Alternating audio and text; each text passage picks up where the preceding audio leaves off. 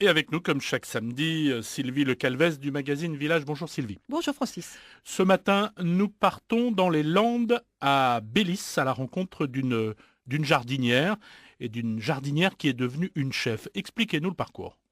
Un parcours long, un parcours sinueux, hein, comme c'est souvent le cas aujourd'hui d'ailleurs. On va aller chez Violette. Alors Violette, elle a été longtemps agricultrice intensive de céréales. Ça, c'était dans une autre vie, à 30 ans, elle était ingénieure agronome.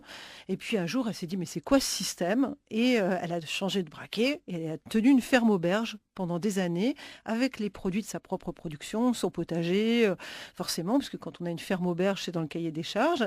Des problèmes de santé qui surviennent au fil de la vie.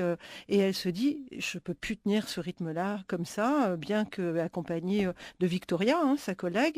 Et elle se dit, je vais lancer une activité de traiteur bio au domicile et de conseil en aménagement de jardin pour se nourrir soi-même des légumes et des fruits de son jardin. Elle a quasiment inventé un métier, un traiteur jardinier à domicile. Alors c'est quoi précisément? Eh ben, donc, elle s'est servie de sa capacité, bien sûr, en agriculture et notamment en maraîchage. Elle s'est servie de sa capacité de pédagogie aussi, et puis de sa capacité de restauration pour se dire, eh bien, je vais à la fois cultiver des légumes, les transformer pour les vendre sous une forme de traiteur, ce qui est moins contraignant que sur la ferme auberge, et puis je vais aller proposer mes services à des particuliers qui se disent, ah, j'aimerais bien faire un jardin, mais je ne sais pas faire, est-ce que vous pouvez m'apprendre? Qu'est-ce que je dois mettre comme type de production pour telle et telle composition de la famille? Elle fait du conseil à domicile. Elle fait du conseil à domicile, elle fait son activité de traiteur bio et pour l'instant, elle en vit à mi-temps, puisqu'à côté, elle développe une activité de vente d'artisanat citoyen.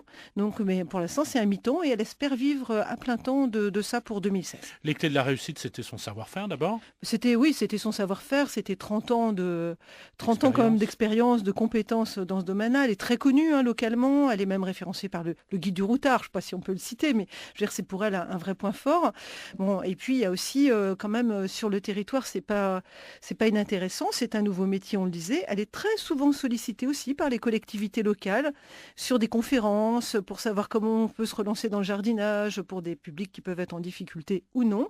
Donc elle travaille aussi sur des prestations pour les collectivités locales et elle met son savoir à disposition gratuitement aussi de moments comme ça, très publics avec la population. Donc là, il y a des retombées locales, là aussi. Tout à fait, ça fait évoluer les mentalités puisque ce genre d'activité, elle pense qu'il y a 20 ans, 10 ans, 5 ans même n'aurait pas été possible. Aujourd'hui, ça l'est, les mentalités sont prêtes. C'est effectivement un nouveau métier.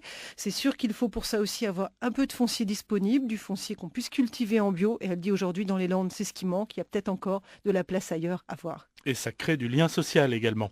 La jardinière est une chef, elle s'appelle Violette. C'est à découvrir dans le numéro 123 du magazine Village. Merci Sylvie Le Calvez, à la semaine prochaine. Merci Francis, à la semaine prochaine.